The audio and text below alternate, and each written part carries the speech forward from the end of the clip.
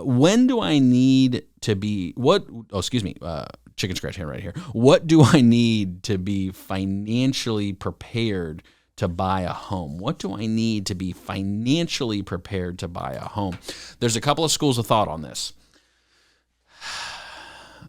And my Dave Ramsey folks are probably not going to like this one a lot. You do not have to have 20% down on a property. You don't have to. Should you is a different conversation, and that's a personal one that you are going to have to explore on your own to determine whether or not it's right. Some of the most conservative people in the financial space will say 20% should be a minimum when you're buying a property, a minimum. And that having to do with loan to value ratio, right? You get a better interest rate, you get better terms on the loan, you've got a lot more financial freedom in a worst case scenario, you're not over leveraged, right? So there's a lot of thought and schools of process that go into how much should you have cash invested into a property whenever you purchase. There are 100% financing products out there. There's a first-time home buyers with the credit union, 100% financing. It is an adjustable rate. Last time I saw, I think it's a 7-year ARM, so the first 7 years being at a fixed rate, and then after that it becomes adjustable. There are also 5-year adjustable rate mortgages. There's 10-year adjustable rate mortgages. So there's multiple products out there. So for the adjustable rate or 100% financing side, check with your local credit union would be my recommendation starting there. FHA, right, a government-backed loan, right, which allows a little bit more risk for the lender because the government is insuring the loan in a way.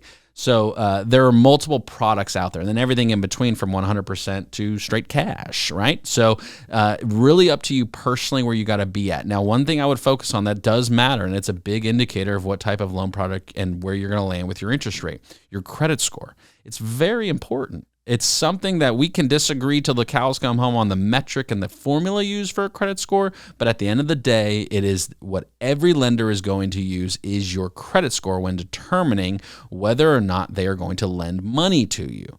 The second being your debt to income ratio. So even if you've made all your payments on time, right? Let's say you make $1,000 a month and you've got $700 a month in credit listed or current debts that you report on your mortgage application, right? That is a high debt to income ratio. So you have a lot of debts as compared to what you're making.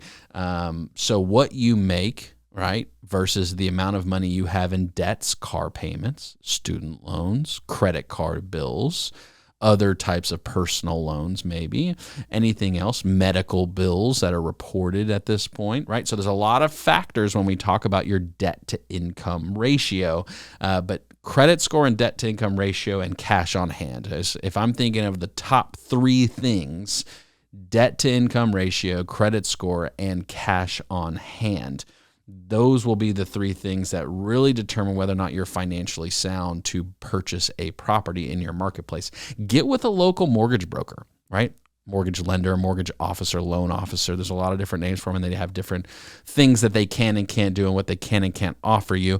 But find one in your marketplace that really knows the market. And ask questions. The best ones out there will take the time, even if you can't buy today, they'll help you on your financial journey to help you buy a house. They don't get paid until the house closes, right? So there is an incentive for them to help you buy a house. So keep that in mind whenever you're considering purchasing. Again, those 3 factors that I would say are at the top of the list for being financially sound to purchase: cash on hand, credit score, and your debt to income ratio. Hard and fast rule on that. But